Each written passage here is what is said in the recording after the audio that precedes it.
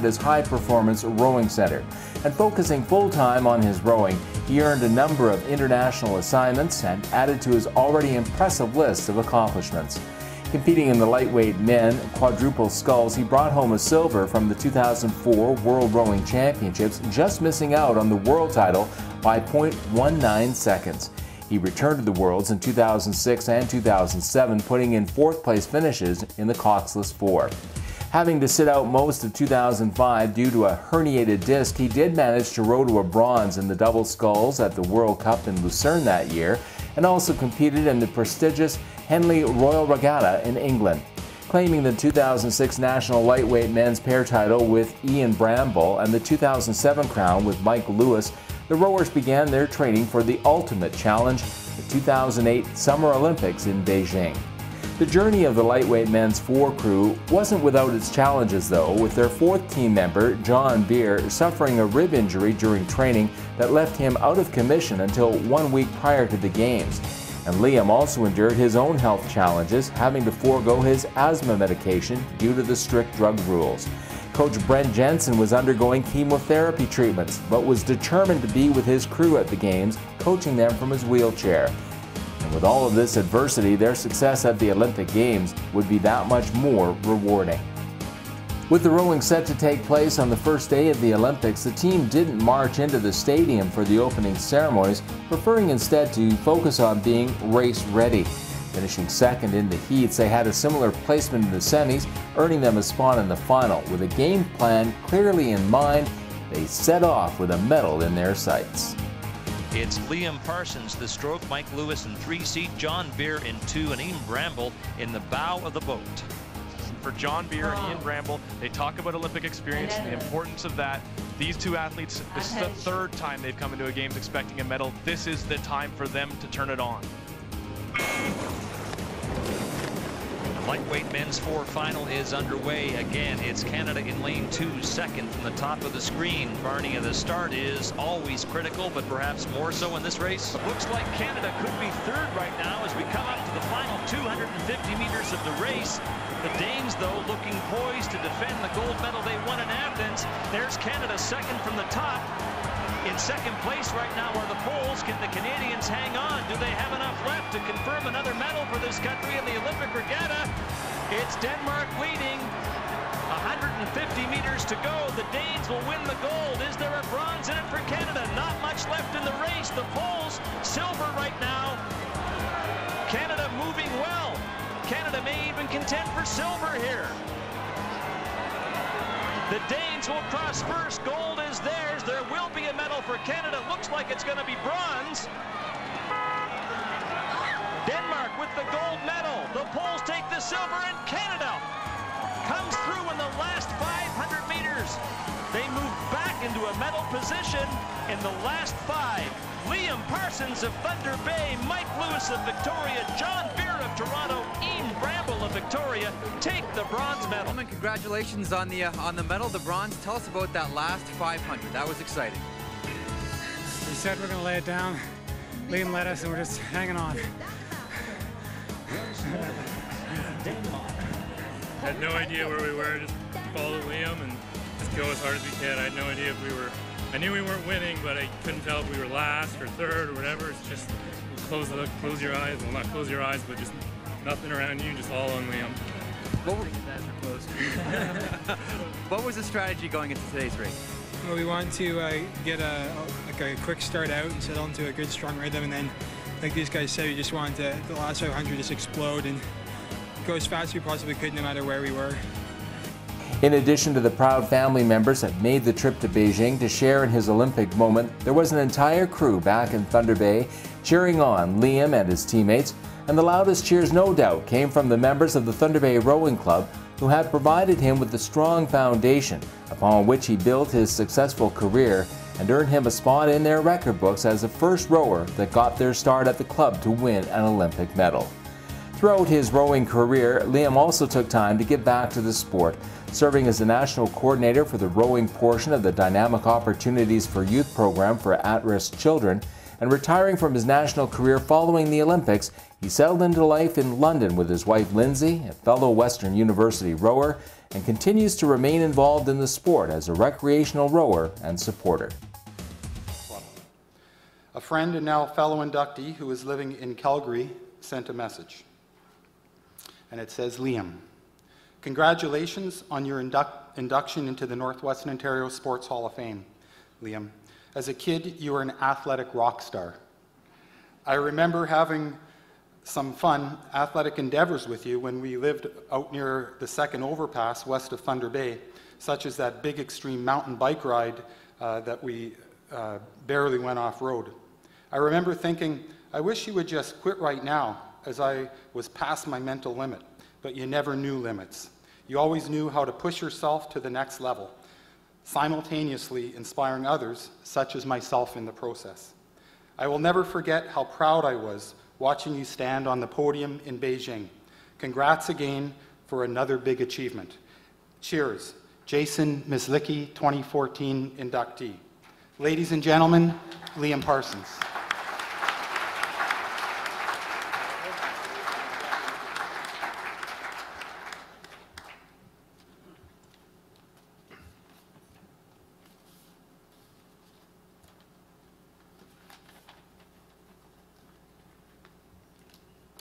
As improbable as it seems, I think that my grandmother, Prue Morton, read everything ever written in the English language.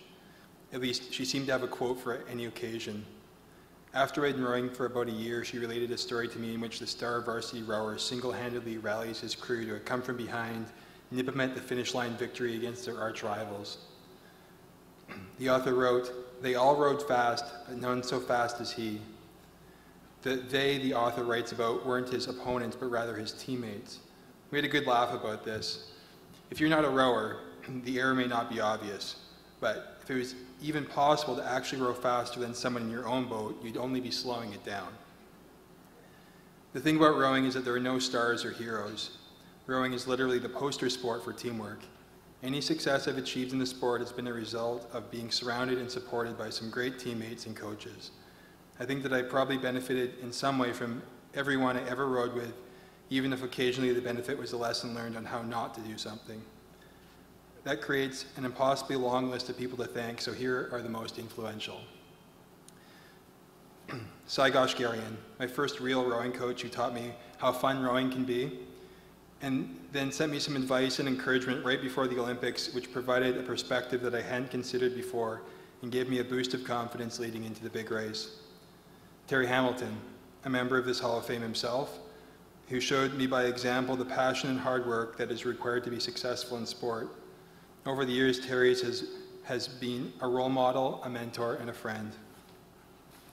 Collectively, my teammates from the Thunder Bay Rowing Club, most of whom were a few years older than me, who took me under their wings like a kid brother and got me into just the right amount of trouble. John Beer, an eventual teammate in the Beijing Four. John was my first coach when I attended Western. My transition from a fringe member at the training center to a legitimate national team athlete was the result of sitting directly behind him on a rowing machine for the better part of a winter and figuring out what exactly he was doing to be able to row so fast. In addition to John's athletic abilities and mentorship, I've always admired his character. If there's a right way to do anything, that's the path that John will take. My parents, Bill and Allison Parsons, who over the years have proven to be my biggest supporters. They weren't the go-get-'em Tiger types, but they never questioned what I was doing, especially during the few years when there was every indication I was wasting my time. I think they also sacrificed their Freedom 55 for something more like Freedom 75. And my dad especially never slept through a sunrise during my first few years of rowing. You've never seen parents so eager for their kid to get a driver's license. Lastly, I'd like to thank the Northwestern Ontario Sports Hall of Fame for the incredible honor of induction and shining a spotlight on the great sporting culture of our region and the many incredible athletes who have had the good fortune to call this home. Thank you.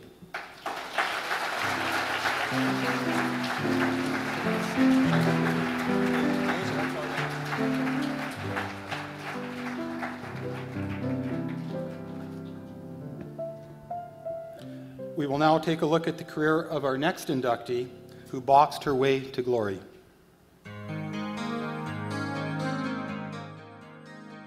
Shortly after her arrival in Thunder Bay in 1993, Kathy Williams decided to pursue a police career, and it was during her police college training that she had the opportunity to take in a boxing match that featured female competitors. When she returned from her training, she sought out the Thunder Bay Amateur Boxing Club and Tony Pimentel, who was one of the top coaches in the country. Taking to the ring at Dog's Gym, there was only one other female boxer at the club during those early years, so this early pioneer of women's boxing spent a good deal of her time training and sparring with the men. Dedicating herself to training and establishing her own unique left-handed style, she soon found herself in Minnesota for her first fight. Given the nickname Shake 'em Down Williams by her coach, she fluctuated between bantam and featherweight classes and competed in several matches throughout 1994. Her hard work paid off, going on to win her first of what would be multiple provincial titles. 1995 would prove to be a breakout year, bringing home her second title from the provincial championships. She also claimed gold at the Canadian Novice Boxing Championships and was named the best prospect at the tournament. She repeated her winning ways in 1996, claiming her third consecutive provincial crown and the national title at the first Canadian Senior Women's Championship, and was named the best boxer at that event. Her outstanding abilities earned her a spot on the 1997 Canadian women's team, where she represented her country at matches in Sweden and Finland. Coming out on top in both of her bouts, she was named the best Canadian boxer at the event. Having achieved all she could at the amateur level, given that boxing for women didn't make its Olympic appearance until 2012, Kathy closed out her amateur career in 1998 with a record of 25 wins and 6 losses and turned her attention to the professional ring. Unlike her first amateur bout, she handily won her professional debut, earning a technical knockout in the second round against Jamie Blair in Minneapolis. And her second match was televised live on ESPN from Atlantic City, and it went 6 rounds, with her opponent hitting the mat on 3 occasions, leading to a unanimous decision. At the 1998 Miller Time Texas Championship, she faced former IFBA bantamweight champion Yvonne Trevino and had the crowd on its feet going 6 rounds and once again earning a clear decision. The following year, Kathy, or The Shadow as she came to be known, took to the ring 8 times in venues all across North America, with many of her opponents bowing out early, and her first pro fight in Canada lasting under 2 minutes. Going into a match in Pennsylvania with a record of 6-0, she lost to Jamila Lawrence in the 4th round unanimous decision, but she did have the opportunity to meet the legendary boxer Larry Holmes, and that made that loss a little less hard to take. Other highlights from her 1999 season included winning the North American Professional Boxing Council Junior Bantamweight Trophy, North American Boxing Federation crown, and claiming her second consecutive Miller Lite Texas State crown. Going into the year 2000 with a record of 10-1 and ranked number 1 in the world in the junior bantam 115-pound class, she took on world champion Daisy Lang for the Women's Intercontinental Boxing Federation bantamweight title in a match in Germany. Much to the crowd's dismay, Lang was awarded a unanimous decision in the 10-round matchup. 6 months later in Hawaii, she went on to win the Women's International Boxing Association World Junior Bantamweight title in a 10-round unanimous decision over Denver's Tracy Moulton.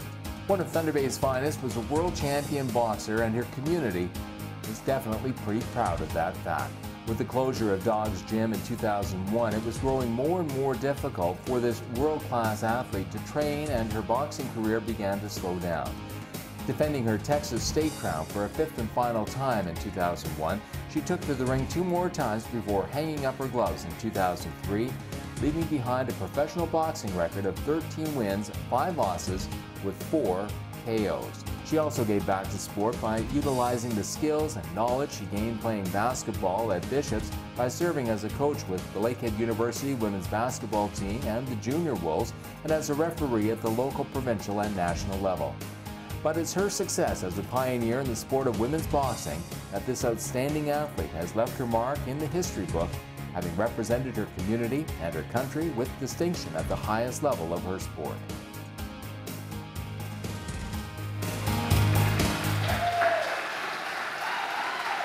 Ladies and gentlemen, please welcome into the Northwestern Ontario Sports Hall of Fame, Kathy Williams.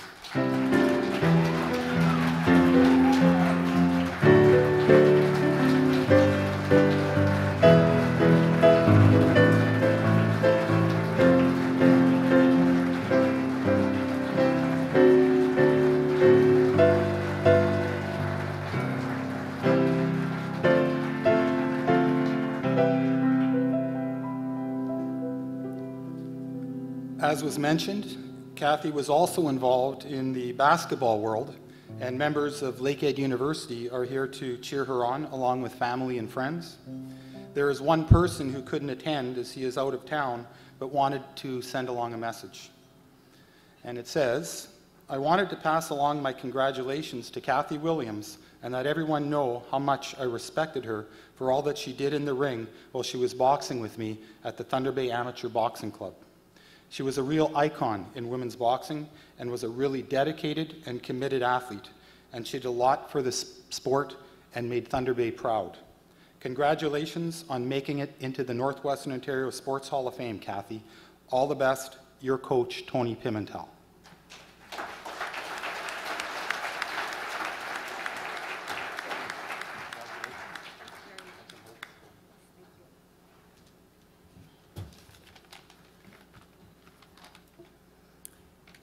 My speech isn't going to be as great as Liam's, but I'll do my best.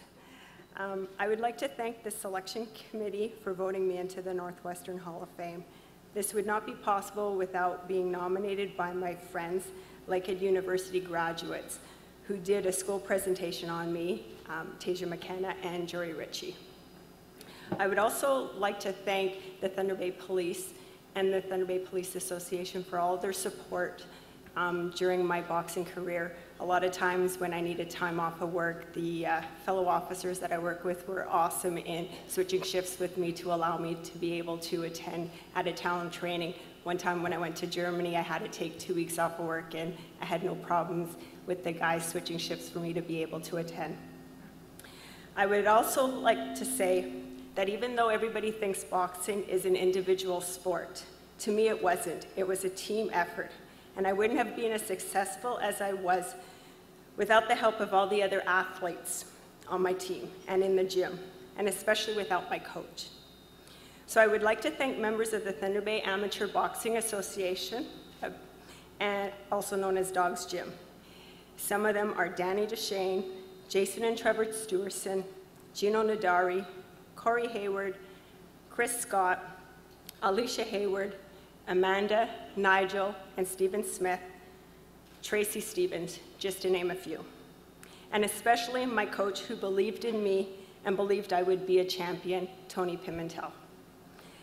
Lastly, I would like to thank my husband, Daryl Warwick, who put up with all my training time away from my competitions and all my complaining about not wanting to go to the gym and just being there for me during my life as an amateur and professional boxer.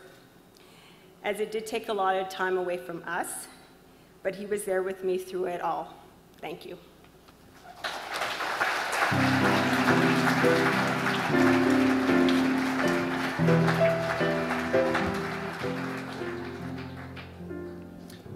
Our third athlete of the evening was involved in hockey, on the ice, and behind the bench throughout 6 decades.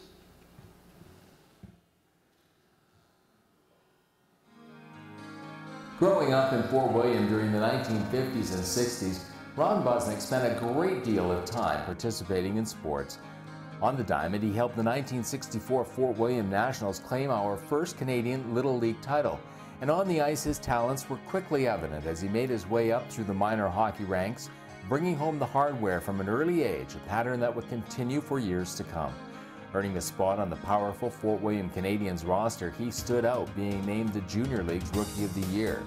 Making his way to the University of Minnesota Duluth in 1966, he went on to enjoy a standout career with the Bulldogs. Now, the rules of the day didn't allow players to hit the ice in their freshman year, so he returned to Lakehead to join the Canadians for the junior playoffs.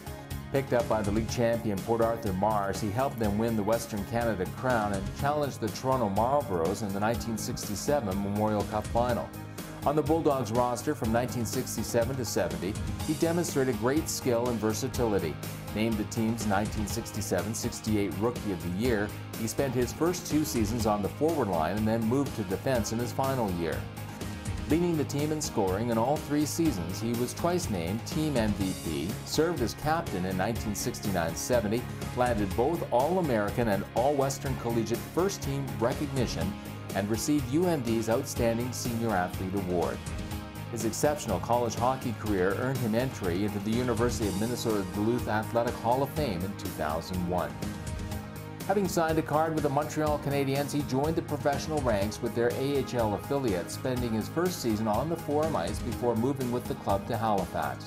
Serving on right wing and defense with the 1971-72 Nova Scotia Voyageurs, he helped the team become part of history as the first Canadian team to claim the American Hockey League's Calder Cup.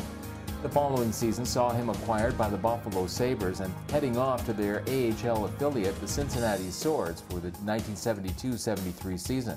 Known for his scrappy style of play, he was called up by the Sabres in March of '73, and taking to the ice of the Boston Garden for his first NHL game, he quickly made his presence known. Now, reports from the game stated how he got the Boston fans charged up by bumping their Bruins early on. Two of their players headed to the box within the first 5 minutes for retaliation penalties. Assessed 3 penalties of his own, he even took on Boston's star player in the game's only fight, and resulted in Bobby Orr being ejected in the second period with a game misconduct. Returning to the Swords, he helped the team advance to the 1973 American Hockey League Finals, where they faced off against his former team, the reigning champion Nova Scotia Voyageurs. Defeating them 4-1 in the finals, he claimed his second Calder Cup in as many years. Spending the majority of the 1973-74 season with Cincinnati, he skated in 5 more games with the Sabres, recording 3 assists. His efforts during that season saw him earn first-team AHL All-Star honors. But unable to crack the Sabres roster full-time, he was left unprotected by the club. According to Sabres general manager Punch Imlach, it was a difficult decision to make, given that he considered him to be his type of player who did the best he could at all times. Picked up by Detroit, he opted to make the move, though, to the World Hockey Association and started 74-75, anchoring the blue line of the Minnesota Fighting Saints. Led by coach Harry Neal and playing alongside Mike Walton and Dave Peon, he remained with that club until it folded midway through 1976 when he was picked up by the New England Whalers. Although his all-out aggressive style of play earned him more than his fair share of time in the penalty box, it also made him a fan favorite. Acquired by the Edmonton Oilers in 1977, his experience and leadership saw him take on the role of assistant captain for the 2 years that he served with the club. And retiring from the pro ranks following the 1978 season, he returned to the Lakehead and donned a Thunder Bay Twins jersey, stepping onto the ice at the Gardens for the start of the 1978-79 season. Passing along his knowledge to the next generation of hockey stars, including some future NHL players, he took on coaching duties in minor hockey, leading the Midget Maroons to the quarterfinals of the 1982 Air Canada Cup Nationals. Moving behind the bench with the Thunder Bay Twins in 1983, he helped build that team into a senior hockey dynasty, coaching for 3 seasons, leading them to back-to-back Allen Cup titles in 1984 and 1985. And that team's 1985 victory is considered one of the greatest in senior history, with an epic come-from-behind 3-0 to win 4 straight games in Corner Brook, Newfoundland, to claim the national crown. In addition to his coaching duties, Ron also served the game as an instructor in the Canadian Amateur Hockey Association Initiation Program during the 1980s and as an advisor to a number of up-and-coming coaches. As the oldest of 4 brothers, he also influenced his younger siblings, with Mike enjoying a successful pro playing and coaching career, Ken playing in the senior ranks, and Larry serving as a longtime minor hockey volunteer.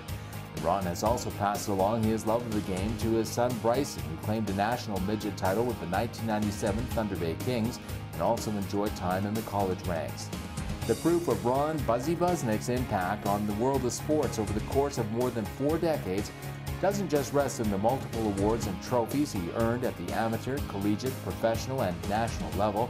It's also evident in the many friends he made within the sports community and the willingness he has to pass along his knowledge and passion for athletics to others.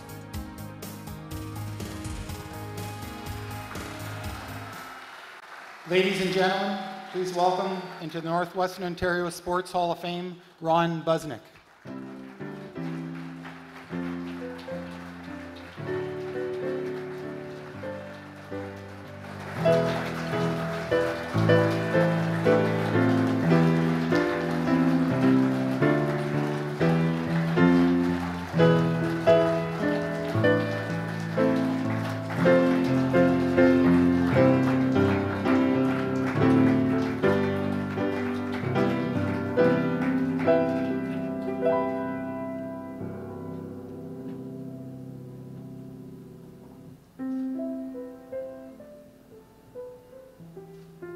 It has been a long time, but the Busniuk boys are back together, with Mike, Ken, and Larry all here to cheer on their big brother. Also here tonight are his proud wife Paula and son Bryson, who surprised his good old dad by traveling here from Charleston for this special night. Also here this evening are friends, players, and colleagues from Ron's longtime involvement in hockey. A longtime admirer of this dedicated hockey man sent along a message. And it says, "So great to see Ron honored and inducted. I recall that he never hesitated to help the younger ones with skating or stick handling tips at East End Park with much kindness and humor. Bravo, Ron." And that's from Marianne Bordelin. Ladies and gentlemen, Ron Busniuk.